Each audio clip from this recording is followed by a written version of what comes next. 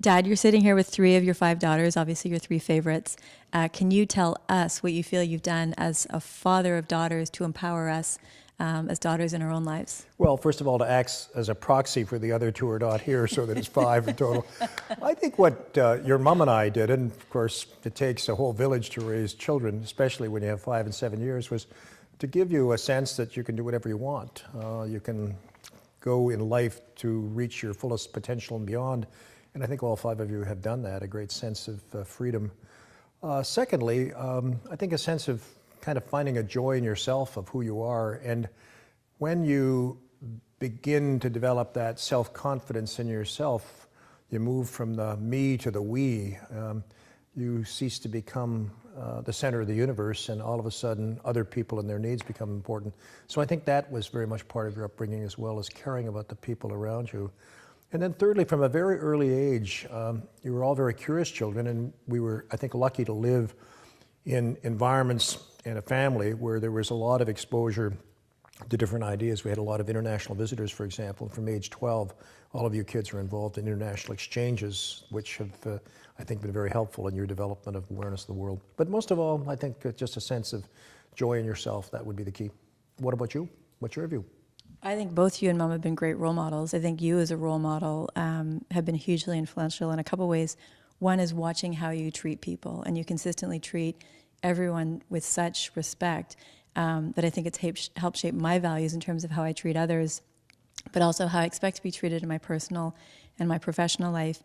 I think what I found remarkable about you as a man in your 70s is how progressive you are. And I've watched you over the course of my life really as a very principled person with strong core values, you know, adapt, change with the times, embrace change. And I think in particular, when I think of you embracing women in the workplace, which wasn't where you started when you graduated, but is you know, obviously a norm. It's been inspiring watching you be a champion of women and really help create opportunities for strong women around you.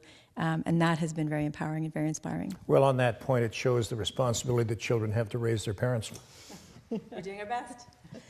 And obviously, I think we've all been shaped by both parents, and having watched the example that you've set week after week through all the roles and jobs that you've had of focusing on getting the job done and never quitting. It's called getting the puck in the net, is it not?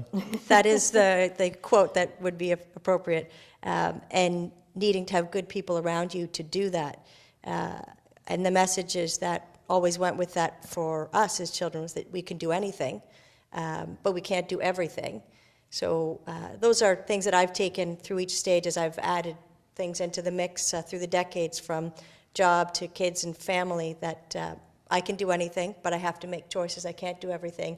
And I need good people that I have to empower because you can't do it alone. Mm-hmm.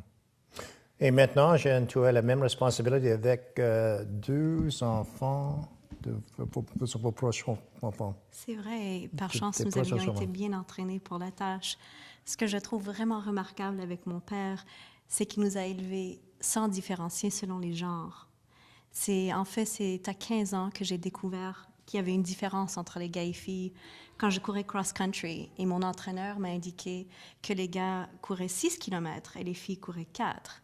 Et à ce point-là, je courais aisément 10 km avec mon père. Donc, je ne comprenais pas la différence. Alors, il nous a bien entraînés pour la tâche et il nous a montré nos capacités, qu'on est capable de tout si on s'y met. Bravo, bravo. Yeah, I think the only thing I'd add to all three of us, and I think I speak for our two other sisters, is I'm always fascinated when people ask me what it's like to be the daughter of a successful individual like you, and don't I feel the need to meet certain expectations. And I think you've always made us feel like we could be whatever we wanted to be. I could be a baker, I could be a teacher, I could be a lawyer, I could run a business, I could be a stay-at-home mom. All those things were legitimized, but it was really being who you wanted to be and building a happy, productive life. And I think that was a really important message for all of us. I think what we see as we bring all the grandchildren together is the influence is really multi-generational, that the values that were passed on about being anything, hard work and never quitting and caring for others, are things we try to instill in our own way with each of our own families. And there's the girl that rode the bicycle on her own yesterday. No training wheels. That was me. And there's the guy that's going to see a man about a horse. And me too.